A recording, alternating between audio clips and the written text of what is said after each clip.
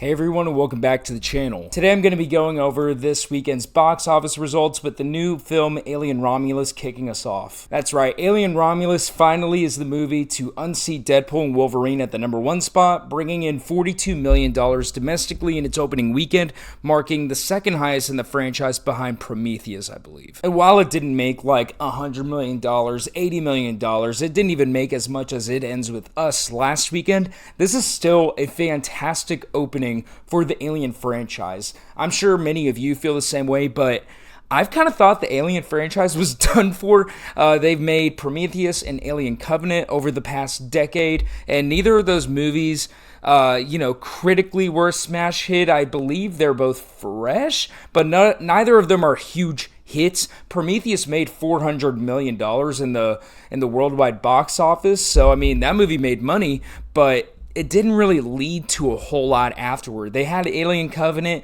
but honestly, that movie kind of came and went. So Alien Romulus, it was a new take on the franchise, or I guess it was revisiting its horror roots from the original Alien made in 1979. So for this movie to come out and make $42 million in the middle of August, which quite frankly, August doesn't really tend to do as well as July and August, or July and June.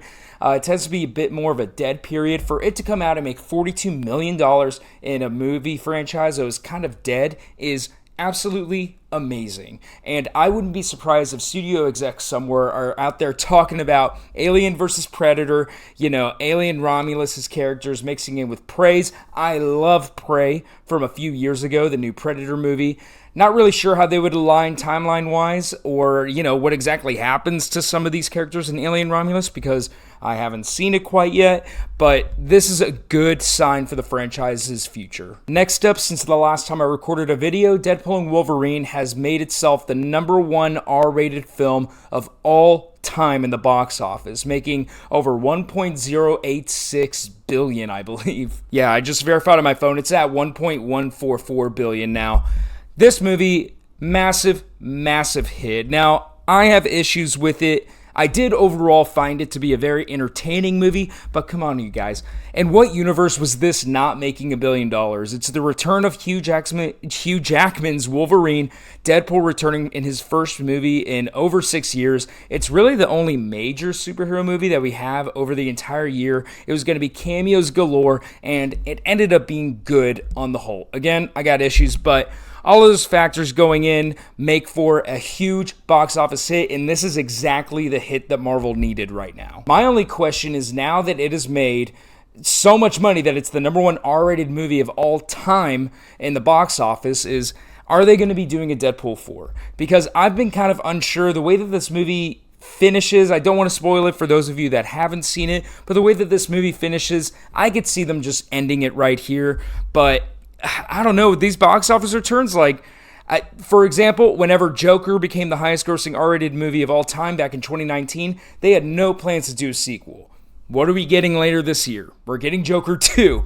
So making over $1 billion, it absolutely changes things. Like Inside Out 2, it's the highest grossing animated movie of all time now. Originally, they were going to do an Inside Out 3. I'm pretty sure they are now. So yeah, Deadpool and Wolverine, huge hit. #1 R-rated movie of all time. I wouldn't be shocked if we get an announcement of a Deadpool 4 sometime in the near future. Now, last week I talked about It Ends With Us and its surprising domestic opening at $50 million, way more than I ever thought that movie would make. Now, it has only dropped 52% in its second weekend.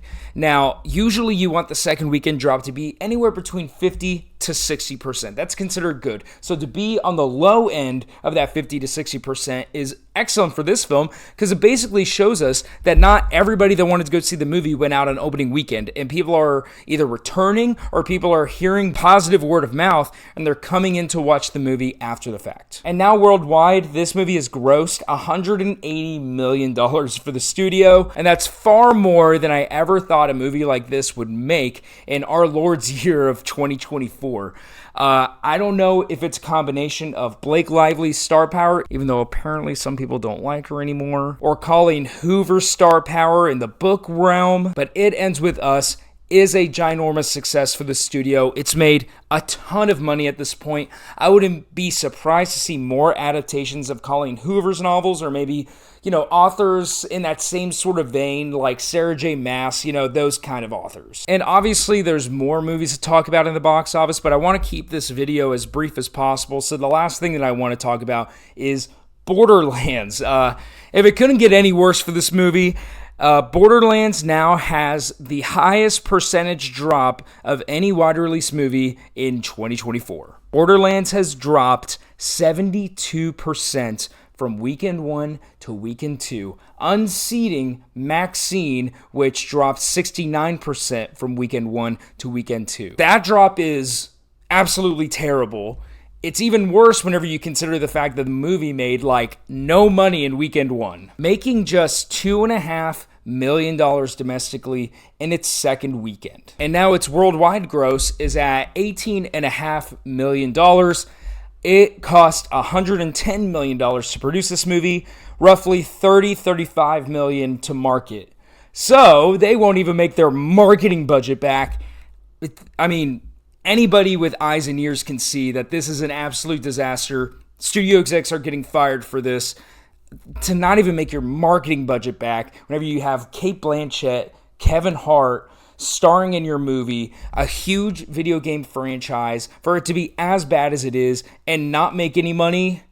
When's the last time we've seen a movie fall on its face so spectacularly? Because, we think about bad movies in this year. We think about Madam Web, and that is a bad movie, but that movie at least made 80 million, $90 million? Let me check. Okay, so Madam Web actually made $100 million worldwide. Now, it had Rotten Tomatoes of 11%. It was a bad movie, but the movie cost $100 million to produce.